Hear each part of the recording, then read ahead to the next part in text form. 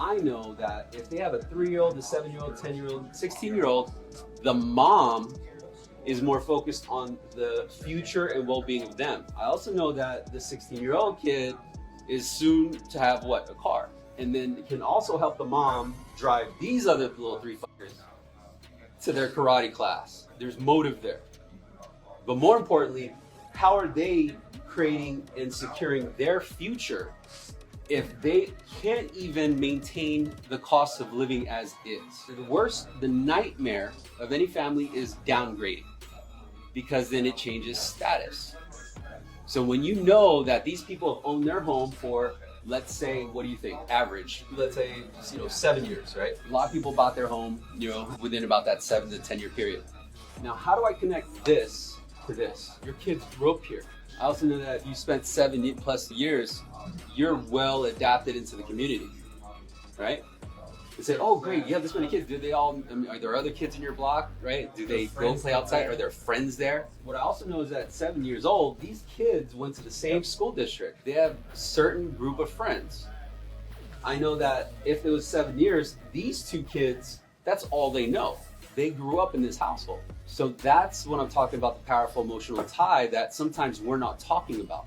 Now, even though I get this why, I don't necessarily pound them on it right away, because I save it for the how, and the how and the what then comes into the second call. But now that I'm armed with this, it has to be used to frame for not only, number one, urgency, but also two, the date of birth and social for the credit pool, right? So how would it sound? It would sound something like this. Hey, Ryan, here's my thoughts is, I've gone this far in the conversation because obviously I believe this campaign was specifically designed for you. More so in your situation and scenario, if all these numbers check out correct, I think you actually were the ideal person that this is created for. Because everyone that I've been talking to in Irvine are not in the same situation. They don't have $60,000 in credit card debt, living check to check, and also 4 extra mouths to feed, 1 income source in the household. Your kids literally grew up in this house. They've gone to the same school district since you've owned the house for 7 years.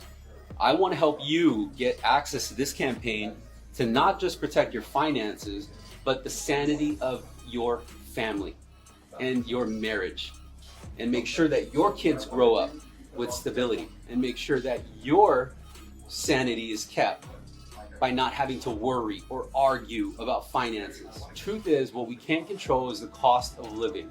All that's up. What I can help you control, though, is the amount of money that's going out. And if I can help you control the money that goes out and you get to secure it, that means you just have more security for the household of 6.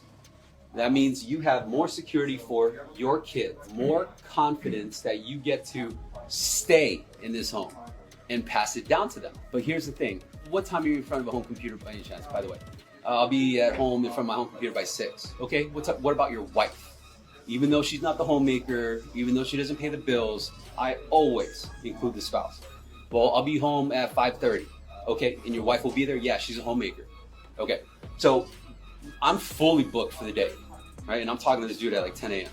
I'm completely booked, helping other homeowners take action on this campaign, because again, like I said in the very beginning, it's filling up very fast. If I move my 5:30 and I put you there because you deserve it more, I'm gonna need a few things from you.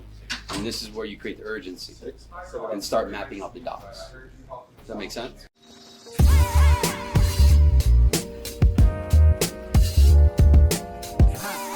Connected to SalesRemastered.